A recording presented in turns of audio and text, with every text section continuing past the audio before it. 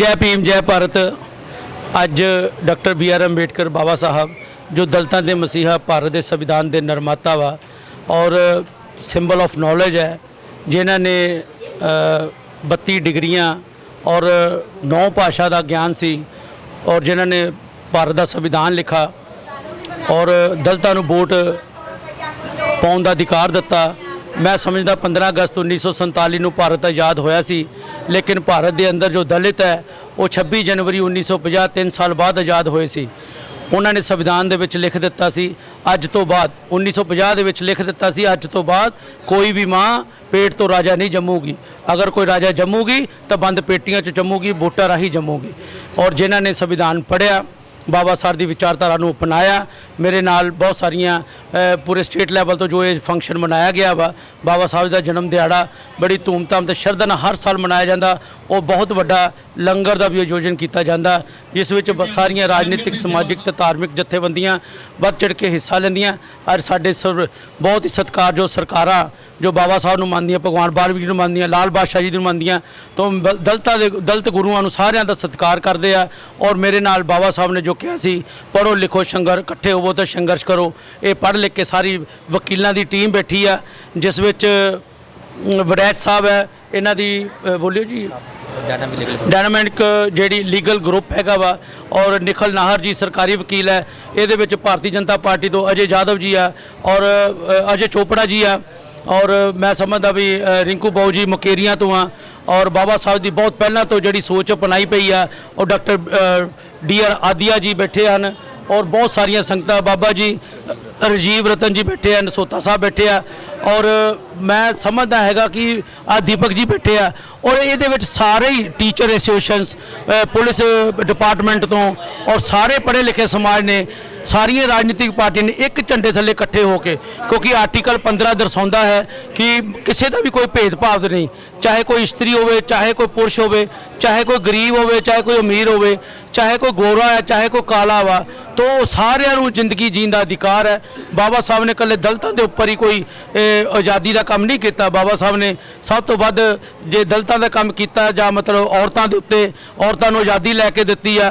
बाबा साहब ने वोट पाने का अधिकार दिता। अगर वोट पाने का अधिकार सानू ना दिता जाता तो अज साडे दलितों के वेड़े दे विच कोई भी पोलीटिकल पार्टियां दे लीडर ना जम्मन ते ना मरन ते ना बढ़दा। तो मैं समझदा इन्हां दी विचारधारा नूं अपनाओ। दुनिया के अंदर अखीर दे 2 बरादरियां रह जानियां, एक पढ़ी लिखी एक अनपढ़, सिर्फ 2 बरादरियां रह जानियां वा। तो इस करके पढ़िया लिखियां मतलब बाबा साहब की सोच के नाल तुसीं सहमत होवो, पढ़ लिख के अपने बच्चों को अपने अधिकारों की राखी वास्ते तैयार किया जाए। अज दे इस खुशी के उपलक्ष्य दे विच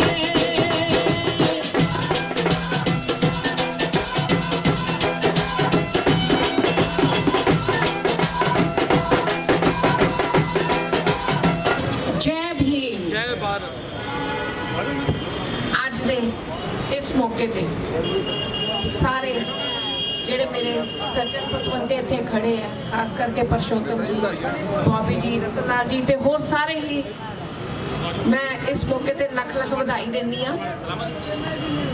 ਇੱਕ ਗੱਲ ਮੈਂ ਤੁਹਾਨੂੰ ਸਾਰਿਆਂ ਨੂੰ ਕਹਿਣਾ ਚਾਹੁੰਦੀ ਆ, ਅਸੀਂ ਕੋਈ ਵੀ ਧਾਰਮਿਕ ਗ੍ਰੰਥ ਪੜ੍ਹੀਏ, ਕੋਈ ਵੀ, ਤੇ ਉਹਦਾ ਨਿਚੋੜ ਹਮੇਸ਼ਾ ਨਿਕਲਦਾ ਮਾਨਵਤਾ ਦੀ ਸੇਵਾ।